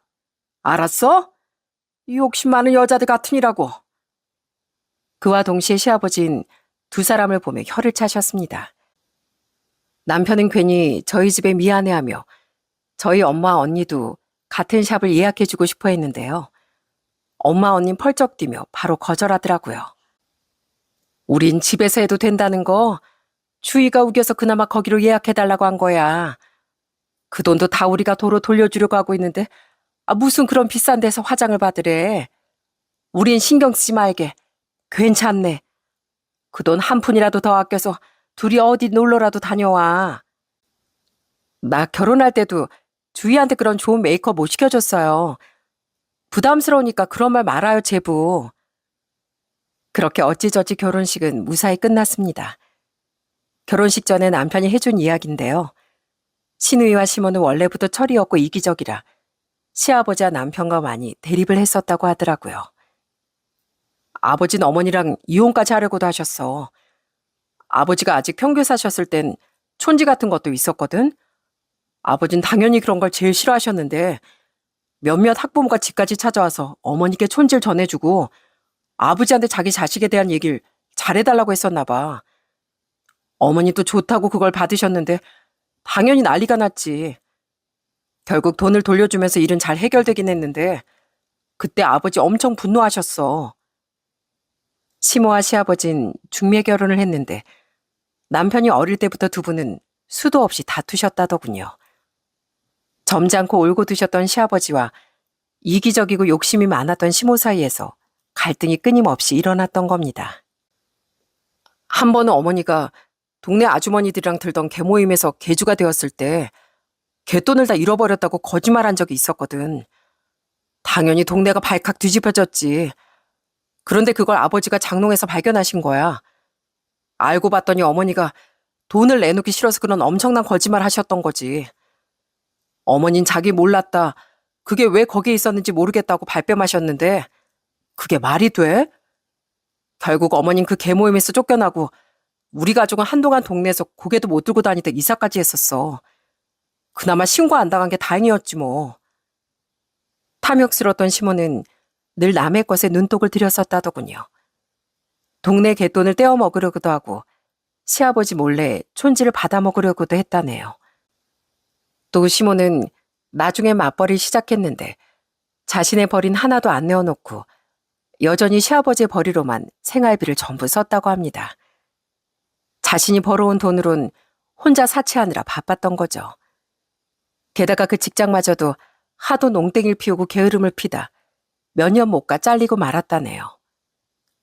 아버진 우리 어머니 같은 사람을 제일 싫어하는 분인데 그런 사람이 아내였으니 얼마나 힘드셨겠어. 그래서 나도 어머니를 좋아하기가 힘들었어. 근데 아버지는 옛날 분이셔서 그런지 체면을 너무 중시하는 분이었던 거야. 그래서 어머니랑 차마 이혼도 못하시고 그냥 내가 전생에 나를 팔아먹었나 보다 하면서 사셨대. 그래서 나랑 선옥이가 성인이 되고 나서부턴 어머니께 딱 정해진 생활비만 주고 계시고 그걸로 또 어머니는 엄청 불만을 품고 살고 계시지만 솔직히 생각했던 것보다 더 엄청났던 시모의 실체 입이 다물어지질 않더라고요.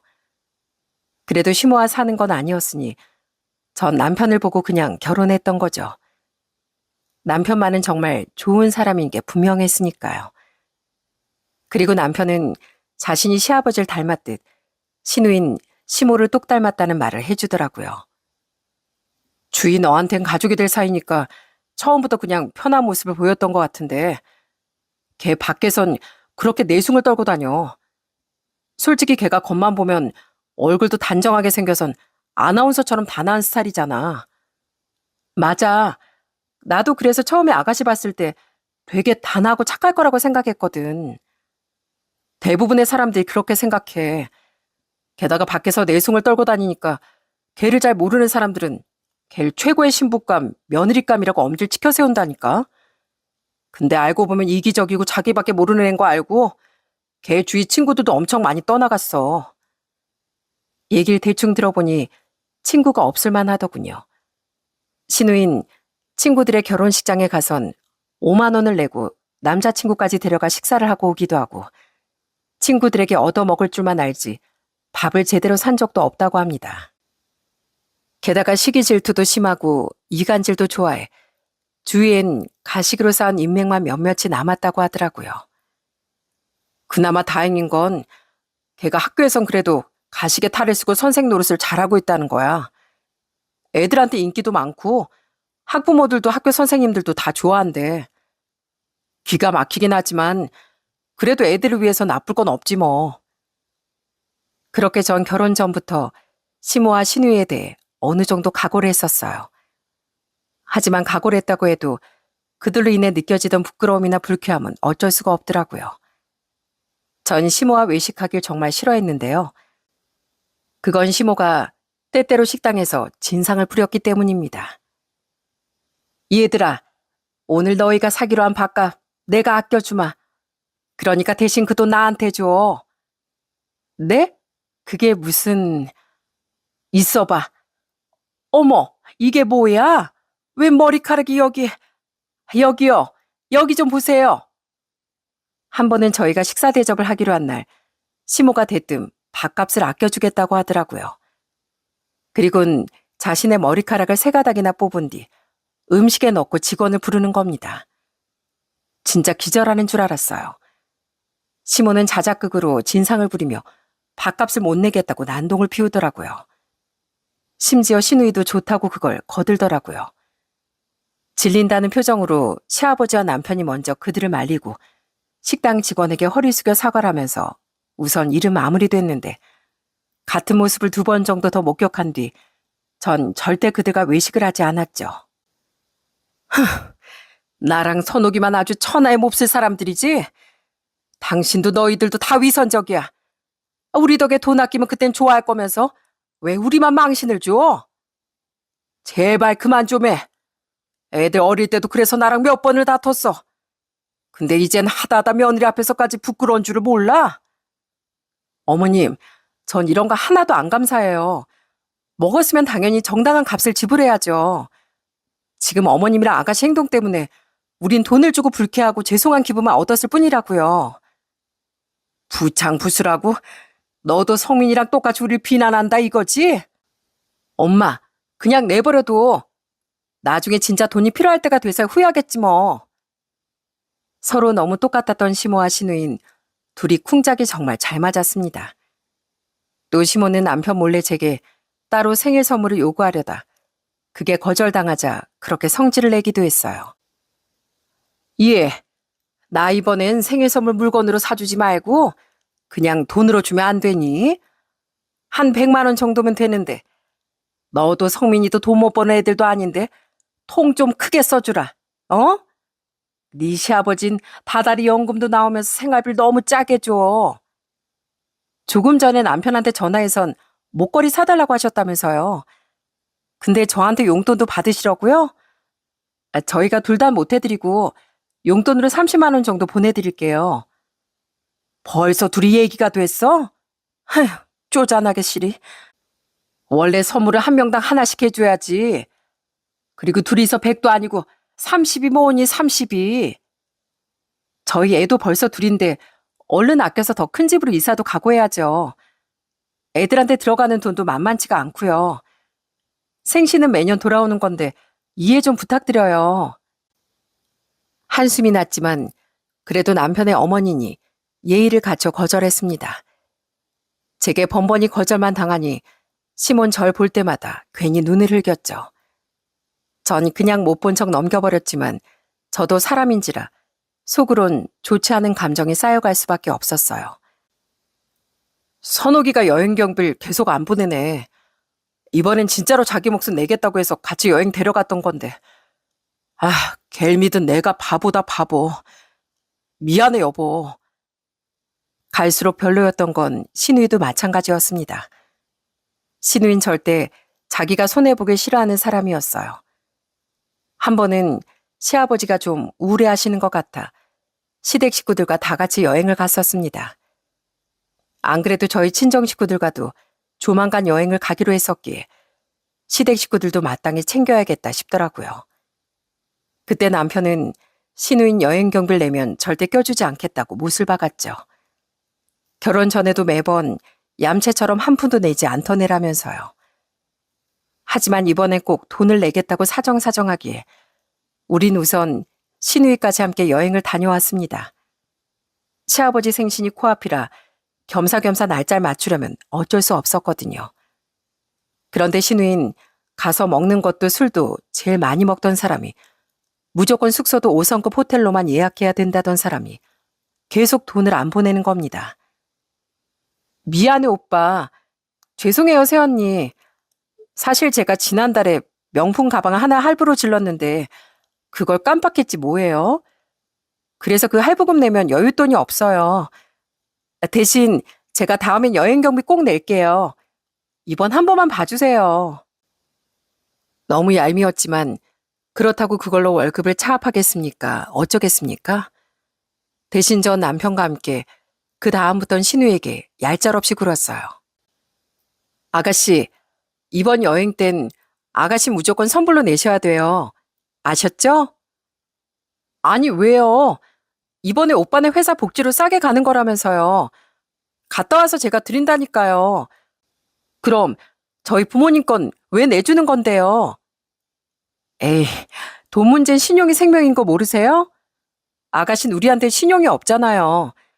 그리고 어머님, 아버님 여행 경비는 저번에 부모님이니까 우리가 내드린 거고, 이번엔 아버님이 두부 목숨 보태겠다고 하시더라고요. 그러니까 아시겠죠, 아가씨? 무조건 선불이에요. 새언니, 제가 지갑을 두고 와서 그런데 저 이거 장 본 것 좀 계산해 주시면 안 돼요? 제가 다음에 소고기 세트 같은 거라도 보내드릴게요. 저흰 저녁 먹기 전에 약속 있어서 가야 되는데 아가씨가 저녁에 소고기 먹고 싶다고 같이 장만 봐달라고 해서 여기 온 거잖아요. 그래서 저도 지갑 안 들고 왔는데 저번에도 이런 비슷한 수법으로 저한테 돈 내달라고 해서 혹시나 했죠. 근데 역시나였네요.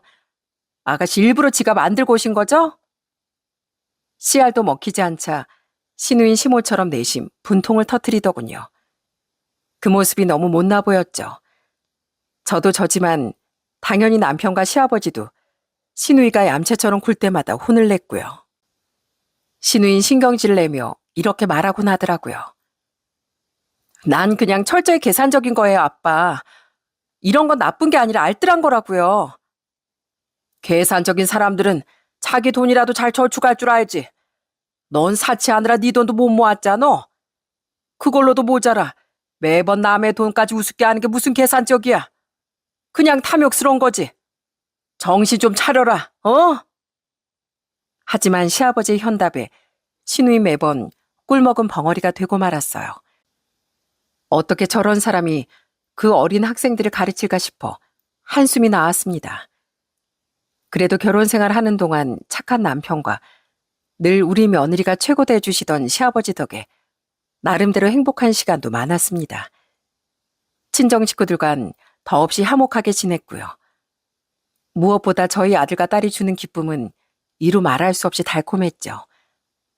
그런데 결혼한 지 8년 뒤 어느 날 제 심장은 쿵 내려앉고 말았습니다.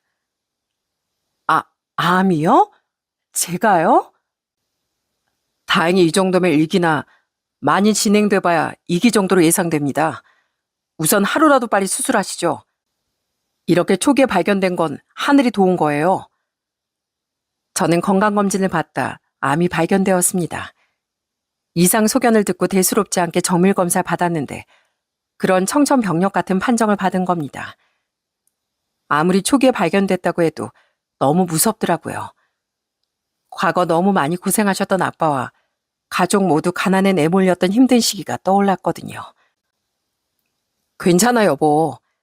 예전이랑 지금은 의료기술도 천지 차이고 우리한테 모아놓은 돈도 많아. 보험도 많이 적용되고 무엇보다 당신한테 남보험금도 있잖아. 수술만 받으면 금세 나을 거고 아이들도 우리도 아무 문제 없어. 그러니까 당신은 마음 편하게 수술만 잘 받아. 알았지? 자신도 분명 많이 놀랐을 텐데 남편은 덜덜 떨던 절 차분하게 위로해 주더군요. 소식을 들은 친정 부모님과 언니와 형부, 동생과 올케까지 죄다 저희 집으로 달려왔는데 오히려 가족들이 호들갑을 떠니 마음이 안정되더라고요. 아이고 애미야, 너 괜찮니? 나쁜 놈의 암덩어리 같으니라고 감히 우리 며느리한테. 그래 어디가 아프냐? 내가 어떻게 해줄까? 아버님, 저 괜찮아요. 이렇게 별 증상도 없는데 암이라는 게 신기할 정도예요. 수술 받고 생각보다 암이 더 깔끔하게 절제되면 항암 치료 받을 필요도 없을 수도 있다고 했어요. 그러니까 너무 걱정하지 마세요. 정신이 없어 시댁엔 입원할 무렵에서야 소식을 알렸는데요. 그때 시아버지는 완전히 놀라셔선 바로 병원으로 달려오셨답니다. 나중에 보니 신발까지 짝짝이로 신으셨던데 괜히 울컥하더라고요. 우리 아버님이 날 이렇게 위해 주셨구나 싶어서요. 반면 시모와 시누인 제가 수술을 받고 3일 뒤 딱 한 번 병문안을 왔다 금세 돌아간 게 다였죠. 다행히 수술 결과 제 암은 1기로 판정되었고 교수님은 항암 치료도 필요 없을 것 같다고 말씀해 주시더군요. 그래도 충분히 안정 취하시고 우린 추적 검사 때 만나면 될 것 같습니다. 고생하셨어요. 그때 전 미리 준비해둔 암보험으로 1억이라는 보험금도 받을 수 있었습니다. 이렇게 젊은 나이에 보험을 쓰게 될 줄은 몰랐건만 미리 준비한 게 정말 다행이라고 생각했죠. 덕분에 수술비와 병원비로 들어간 돈보다 남은 금액이 더 많게 됐어요. 그래서 전 수술을 받은 뒤 2달 정도를 여유롭게 쉬며 회복에 전념할 수 있었답니다. 그리고 병원에 복귀한 지 얼마 안 됐던 어느 날, 저와 남편은 아이들을 데리고 시댁을 방문했어요. 아가씨 남편 될 분 좋은 분 같더라고요. 인상도 아주 선하고요.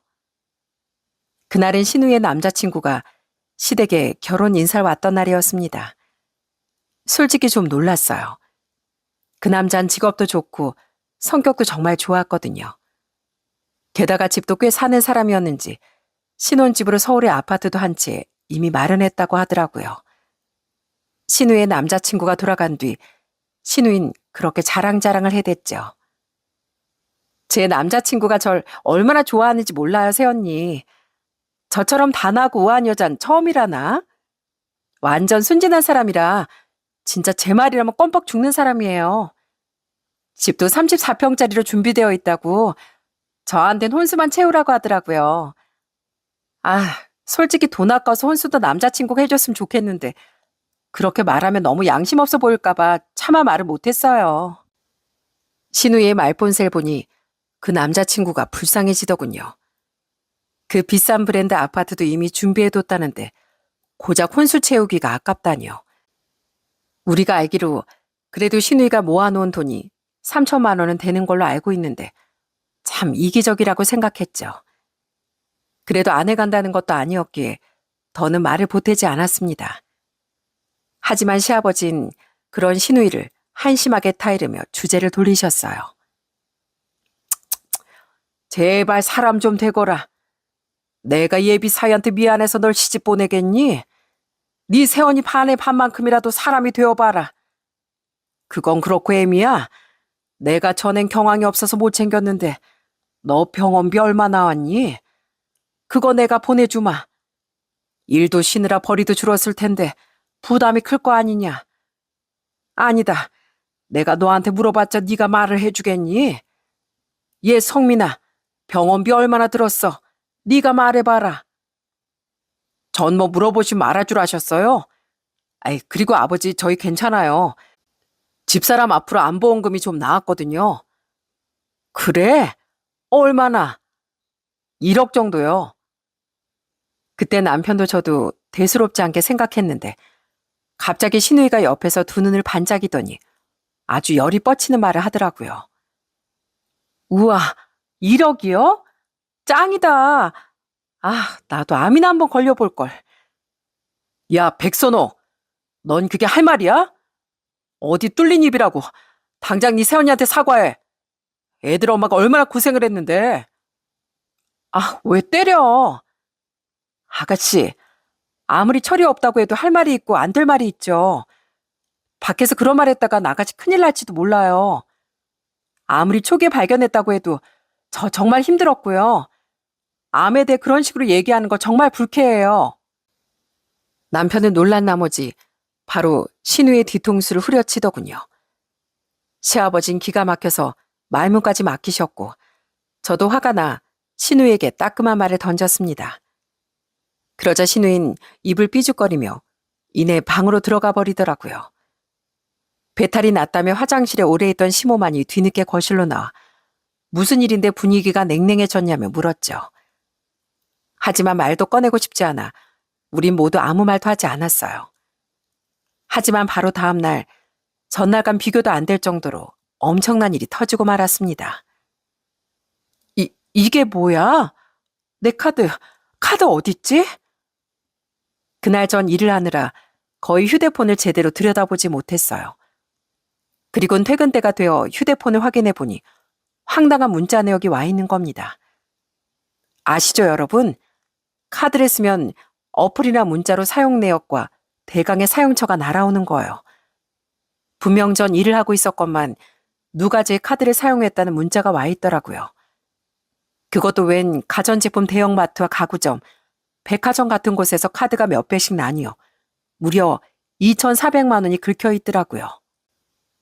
전 다급하게 지갑을 뒤져 카드를 찾아봤지만 지갑 어느 곳에도 카드는 없었어요. 그리고 다시 한번 믿지 못할 휴대폰을 들여다보며 대체 어디서 카드를 잃어버렸는지 곱씹던 순간 전 미처 보지 못했던 문자를 발견했죠. 그리고 그 문자로 인해 알게 된 범인을 알게 된 순간 제 뚜껑은 날아가고 말았습니다. 새언니, 혹시 새언니가 신고라도 할까봐 연락 남겨놔요. 실은 어제 새언니가 설거지할 때 제가 새언니 지갑에서 카드 좀 슬쩍했거든요. 전에 카드 한도가 3천이 넘는다는 얘기를 들은 것 같아서요. 솔직히 저 혼수 제 돈으로 마련하는 거 너무 아까웠는데요. 새언니한테 1억이라는 꽁돈이 생겼다는 걸 들으니까 새언니 도움 좀 받아야겠다 싶더라고요. 저 이걸로 미리 신혼집에 넣어둘 가전가구 싹 다 샀는데 겸사겸사 백화점 들러서 제 명품백이랑 구두도 하나씩 사고 옷도 한 벌 장만했거든요. 어차피 그래도 보험금 많이 남으실 텐데 좋게 그냥 신우이 결혼 선물이라고 생각해 주세요. 감사해요, 새언니. 카드는 나중에 아무 때나 가져가세요. 진짜 제정신이랍니까? 어떤 정신 나간 인간이 올케 카드를 훔쳐다 몇 천만 원을 긁나요? 전 바로 신우에게 전화 걸었습니다. 하지만 전화를 받지 않길래 곧장 시댁으로 뛰어갔어요. 전 시댁에 도착하자마자 뻔뻔한 표정으로 절 맞아주던 신우에게 악을 내찔렀죠. 새언니 왔어요? 카드 받으러 이렇게 헐레벌떡 온 거예요? 아휴, 성질도 급하셔라. 야, 너 진짜 돌았니? 2,400만 원이 네 집 개 이름이야? 어디 겁도 없이 몰래 남의 카드 훔쳐다가 혼수라고 명품 쇼핑을 해. 너 당장 그거 취소 안 해? 지금 너라고 했어요? 아니, 새언니, 우선 진정해봐요. 새언니 1억이나 생겼다면서 신우이 결혼하는데 그 정도도 못 해줘요? 그리고 오빠도 동생 결혼하는데 최소 1,000만 원이라도 해주려고 했겠죠. 그냥 그걸 좀 많이 해줬다고 생각하면 되잖아요. 뭘 그렇게 고작 그걸로 화까지 내세요? 고작? 야, 그거 내 목숨값이야. 암 보험금으로 받은 내 목숨값. 근데 네가 뭔데 그걸 탐내? 네가 나 결혼할 때 축의금 10만 원이라도 냈어? 나 수술 받을 때 뭐 병문안 선물이라도 사왔니? 어디 준 것도 없이 받으려고만 해. 이 욕심쟁이야. 너 진짜 인생의 쓴맛 좀 볼래? 이게 그래도 신우이라고 오냐오냐 해줬더니 날 우습게 봐?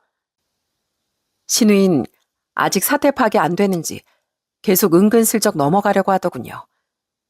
그 와중에 제 보험금 이야기를 처음 들은 시모는 눈을 반짝이며 이러는 겁니다. 뭐? 너 보험금을 1억이나 받았어? 아휴, 웬일이니? 대박이다, 얘. 너 별로 아프지도 않잖아. 벌써 이렇게 복지까지 했고. 그럼 그냥 꽁돈 생긴 거 맞는 건데 마음 좀 곱겠어. 들어보니까 얘가 뭐 건드려봤자 절반도 안 썼더만. 근데 너 그거 수중에 고스란히 남아있니? 그럼 나도 선욱이가 썼다는 2,400만큼만 좀 나눠주면 안 돼? 너 치료비도 많이 안 들었잖아. 이 여편 내가 지금 뭐라는 거야? 너 백선호, 너희 아빠가 들은 말이 다 사실이야? 진짜 네 새언니 카드 훔쳐가서 혼수 사고 쇼핑한 거야? 황당했던 시모의 말은 뒤늦게 기함한 표정으로 거실에 나온 시아버지 말에 막혀버리고 말았습니다. 평소보다 더더욱 분노해 보이던 시아버지 표정에 잠시 심호하시는 말을 잇지 못하더라고요. 하지만 이내 시누인 억울한 표정으로 볼멘 소리를 하더군요. 아니, 전 모아둔 돈이 3천만 원밖에 없는데 새언니 1억이나 있다니까 좀 신세지려고 한 거죠. 제가 미리 도와달라고 했으면 새언니하고 오빠가 도와줬겠어요? 그러니까 미리 일부러 저지르고 사정 좀 하려고 한 거죠. 가족끼리 그 정도는 해줄 수 있는 거 아니에요? 새언니도 너무 계산적으로 굴지 말아요. 계산적으로 굴면 왜 안 되는데요? 아가씨는 절대 하나라도 손에 안 보려고 하면서 왜 우리만 퍼주길 바라는 거예요? 그건 계산적인 게 아니라고 저번에 아버님도 말씀하셨죠? 잔말 말고 내일 당장 가서 그거 다 취소해요. 안 그럼 나 경찰에 신고할 테니까. 네? 아니, 가족끼리 무슨 이런 일을 신고까지 해요. 새언니, 어차피 가전하고 가구는 전시 제품이라 할인 많이 해주는 대신 환불 불가 조건 걸고 산 게 몇 개 있어서 전액 취소하기 어려워요. 백화점에서 쇼핑한 것도 이미 다 택되고 게시해서 마찬가지로 환불하기 힘들고요. 정 그렇게 화가 나면 제가 다달이 10만 원, 아니 5만 원씩 갚을게요. 그럼 되죠? 제가 떼먹는 것도 아니잖아요. 그건 안 갚겠다는 소리나 마찬가지잖아요. 내가요, 잠깐 지금 이성이 날아갔다가 돌아와서 애써 존대까지는 해주는 거거든요. 취소가 다 안 된다고요? 그럼 좋은 말 할 때 카드 긁은 금액 고스란히 나한테 보내요. 안 그럼 진짜 가족끼리 얼굴 크게 붉히게 될 줄 알아요. 그리고 어머님은 아가씨보다 더 나쁜 분이에요. 딸인 아가씨를 이런 괴물로 만들어버린 사람이 바로 어머님이니까요. 아까 말했듯이 그 돈 꽁돈 아니고 제 목숨값이고요. 설사 진짜 꽁돈이라고 한들 제가 어머니께 그 돈을 나눌 이유도 그럴 마음도 없습니다. 제발 정신 좀 차리세요. 아이고, 집안꼴 아주 잘 돌아간다. 평생 마누라란 인간이 선생인 내 얼굴에 먹칠을 하더니 이젠 딸 자식이 도둑이 돼서 애비 체면을 산산조각 내네. 딸이 아빠 뒤이어서 선생 됐다고 칭찬해주던 사람들 전부 칭찬을 비난으로 바꿔서 퍼붓겠어. 선옥이 너 선을 넘어도 단단히 넘었구나. 애미야, 제가 돈 안 주면 그냥 신고해버려라. 절대 봐주지 마. 시아버진 거의 심오한 시누이를 집에서 쫓아내기라도 할 듯 눈에서 아주 불을 뿜으셨습니다. 그제야 시누인 제게 다음 날 돈을 보내겠다는 말을 하더군요. 아주 억울한 표정으로요. 그러니까 경찰에 신고하지 마세요. 주면 되잖아요, 주면. 그런 신우의 말을 듣고 전 우선 집으로 돌아왔습니다. 시아버진 직접 절 집에 데려다주며 운전하는 내내 미안하다며 눈물까지 보이셨죠. 그리고 집에서 뒤늦게 제게 모든 이야기를 들은 남편은 혼자 시댁에 달려가 한바탕 뒤집어 엎고 오더라고요. 하지만 시누인 다음 날도 그 다음 날도 갖은 핑계를 대며 돈을 보내지 않았습니다. 전 오기가 생겼어요. 솔직히 경찰에 그냥 신고하려고도 했는데요. 그래도 평생 체면을 중요하게 여기셨던 시아버지 생각해 자기가 먼저 경찰에 신고하겠다고 펄쩍 뛰던 남편을 맞고 저도 신고를 하지 않았죠. 대신 전 다른 방법으로 시누이에게 돈을 받아내고 참교육해주기로 마음먹었습니다. 여보세요? 새언니, 저 일하는 중이에요. 돈은 제가 당장 보낼 수가 없는 입장이라니까요. 제가 그 돈 어디에 투자했던 걸 깜빡했었어요. 그러니까 조금만 기다려주시면. 원래 혼수 마련해 했던 사람이 투자는 무슨 투자예요? 나더러 그 말을 믿으라고요? 이러다가 은근슬쩍 또 안 갚을 심산이겠죠. 됐고요. 나 볼 일이 있어서 아가씨 학교 근처에 왔는데요. 아무래도 아가씨네 교장 선생님 좀 찾아뵙고 가야겠네요. 어떻게 남의 지갑에 손을 댄 사람이 애들을 가르칠 수가 있는지 진작에 좀 따져 물으려고요. 이건 엄연히 절도인 거 알죠? 절도범이 애들을 가르쳐서야 되겠어요? 네?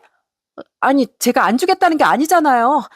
우리 교장 선생님 언니가 왜 만나요? 우선 제가 나갈게요, 제가. 새언니 지금 어딘데요? 저는 신우이 학교 앞까지 찾아가 신우이를 옥죄습니다. 신우이는 완전히 기겁을 해선 학교 앞으로 달려나오더군요. 저는 막 교문을 들어서고 있었는데 신우인 힘으로 절 끌어내지 못하자 제 앞에 무릎까지 꿇고 싹싹 빌더라고요. 새언니, 제발요. 여긴 제 일터잖아요. 저 그 투자 얘기 거짓말 아니에요. 제가 어떻게든 빨리 마련해서 갚을게요. 네? 하도 사정사정을 하기에 드디어 정신을 차렸나 싶어 전 알겠다고 대답했습니다. 하지만 신우이가 또 돈을 보내지 않자 전 이번엔 전화를 걸어 다른 으름장을 놨습니다. 아가씨, 아직도 정신을 못 차렸나 봐요. 난 그 투자 얘기를 믿은 게 아니라 아가씨가 드디어 정신을 차렸나 싶어서 물러났던 건데 아직까지도 돈을 안 보내요? 그럼 저 아가씨 예비 남편한테 찾아가서 아가씨가 어떤 사람인지 다 폭로할게요. 그 사람은 아가씨가 세상 착한 요조 숙녀인 줄 알던데 진실을 알면 과연 계속 결혼을 하겠다고 할까요? 아니, 새언니, 진짜 저한테 왜 이래요? 원래 새언니 이 정도까지 질긴 사람 아니었잖아요. 똥 밟았다 치고 넘어갈 일이 있고 아닌 일이 있죠. 아가씨 워낙 철이 없어서 사태 파기 계속 안 되나 본데 파혼 당하고 망신 당하는 건 그렇다 치고 아가씨 진짜 내가 고소하면 철창 신세 되는 거예요. 그 전에 사회적으로도 매장시켜 줄까요? 아버님이고 남편이고 다 뒤로 하고? 나 진짜 이 지역 맘카페 가입해요? 알았어요. 드릴게요. 준다고요. 주면 되잖아요. 내일 말고 오늘 당장 보내요. 이게 내가 주는 마지막 기회예요. 알았어요? 결국 신우인 그날 곧장 제게 2,400만 원 전액을 보냈습니다. 자기 인생이 끝나게 생겼는데 자기가 무슨 방법이 있었겠어요? 어차피 끝은 뻔했던 건데 정말 어리석은 사람이었죠. 그런데 그걸 알고 이번엔 시모가 제게 전화해서 뭐라고 했는 줄 아시나요? 이애, 너 우리 애를 그렇게 겁줬다며? 그걸 기어코 다 받아내니? 그냥 결혼 선물했다고 치면 되지. 너도 참 독하다 독해. 이 여편 내가 진짜 미쳤나? 잡을 거면 선옥이 제일 잡아야지 왜 애미를 잡아? 당장 전화 끊어. 하도 기가 막혀서 대답하려던 찰나 휴대폰 너머로 시아버지 목소리가 들리더군요. 시아버진 시모의 전화를 빼앗으셨는지 제게 미안하단 말을 남기고 전화를 끊으시더라고요.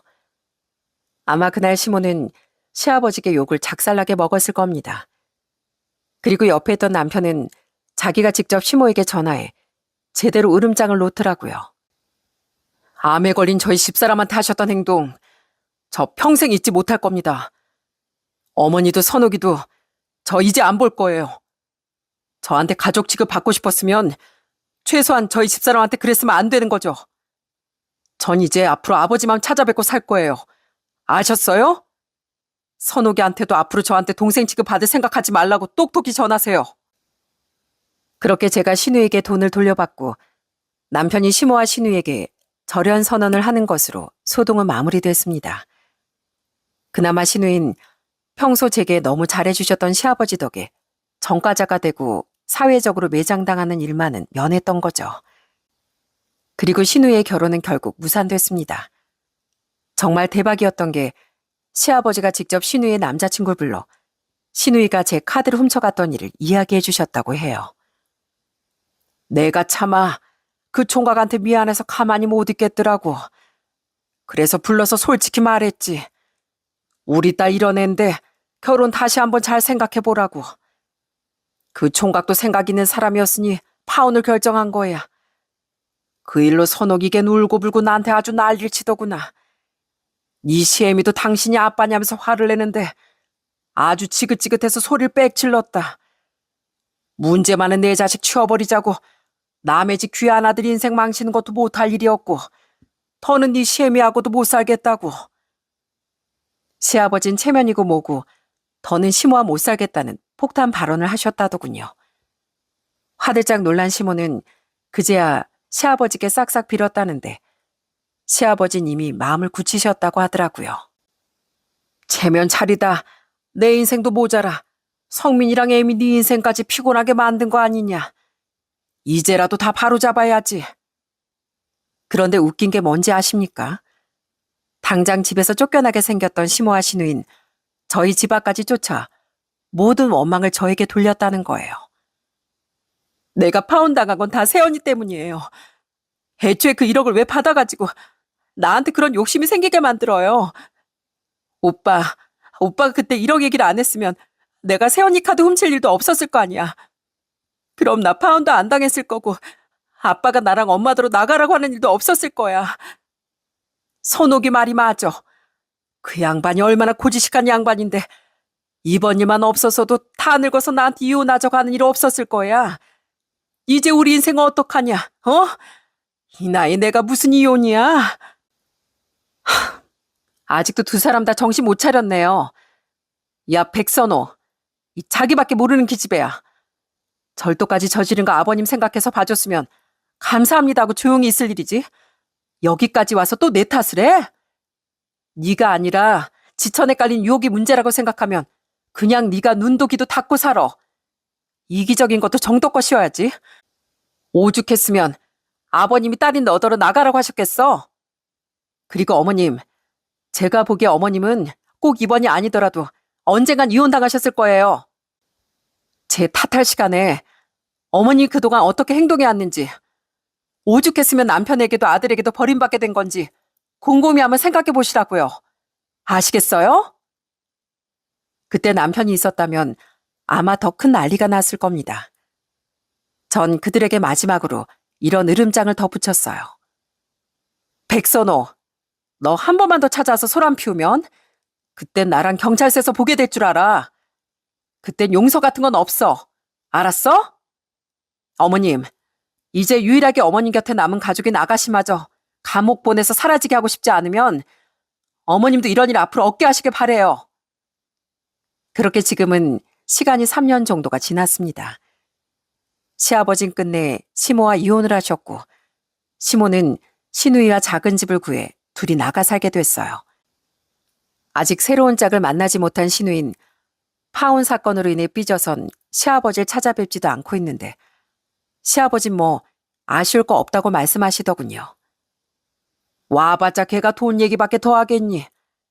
대체 언제 철이 들런지 원. 오히려 시모는 가끔 시아버지께 연락해 외롭다, 선옥이 그것은 이기적이어서 자긴 챙기지도 않는다며 미련을 보이고 있다고 합니다. 시아버진 그나마 남은 정으로 그 하소연은 들어주시되 다 들은 뒤엔 아무 말 없이 전화를 끊으신다네요. 저와 남편은 아이들 데리고 시아버지만 찾아뵈며 아주 잘 지내고 있습니다. 친정 부모님은 혼자가 된 시아버지가 걱정되셨는지 한 번은 시아버지를 저녁 식사에 초대하셨어요. 그 뒤론 비슷한 연배인 세 분이 가끔 만나 식사를 하시곤 하는데 정말 보기 좋더라고요. 끊임없는 욕심만 부리던 시누이와 시모의 곁엔 이렇게 결국 아무도 남지 않았습니다.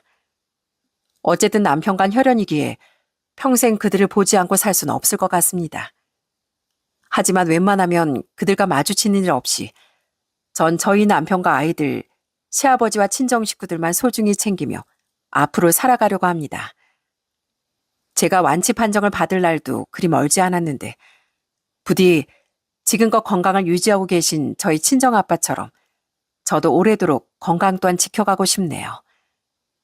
여러분, 내 것이 소중하면 남의 것도 똑같이 소중하다는 당연한 사실을 왜 이렇게 모르는 사람들이 많은지 모르겠습니다.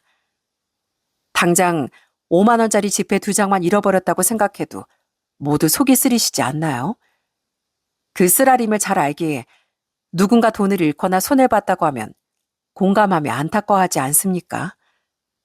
그런데 제 시누이와 시모 같은 사람들은 바로 그런 공감 능력이 부족한 것 같네요. 어디서 듣기로 타인에 대한 공감과 배려의 능력은 그 사람의 지적 수준과 비례한다고 하더라고요. 진심으로 타인을 이해할 수는 없어도 사람은 학습을 통해 사회성을 기르고 마땅한 사람됨을 깨우칠 수 있다고 하네요. 이러한 논리를 바탕으로 말씀드리자면 내 것은 내 것, 네 것도 내 것이라는 이상한 가치관을 가진 사람들은 그런 자신의 이기심을 표출하는 순간 자신의 낮은 수준을 적나라하게 드러내는 거라고 생각합니다. 간혹 그런 못난 욕심을 자신은 철저히 계산적인 사람이어서 그렇다는 말로 포장하려 들기도 하던데요. 계산이란 이치에 맞고 서로 간에 모자람이 없도록 공평하게 따지는 걸 뜻합니다. 그들은 결코 계산적이 아니라 그저 남의 것을 탐내는 이기적이고 탐욕스러운 사람들이에요. 그들의 셈법은 오롯이 자신의 이익만 추구할 뿐이니까요. 하지만 결국 그런 이들의 곁엔 사람들이 하나둘 떠나가고 결국은 아무도 남지 않게 되는 법이랍니다. 그러니 정말 삶을 행복으로 꽉 채우고 싶다면 어떻게 살아가야 하는 게 진정으로 현명한 방법인지 저희 시모도 시누이도 그리고 그들과 비슷한 다른 이들도 뒤늦게나마 잘 생각해 봤으면 좋겠습니다. 그럼 전 여기서 이만 사연을 마쳐볼게요. 제 사연을 들어주신 모든 분께 늘 좋은 날만 가득하시길 바라겠습니다. 감사합니다.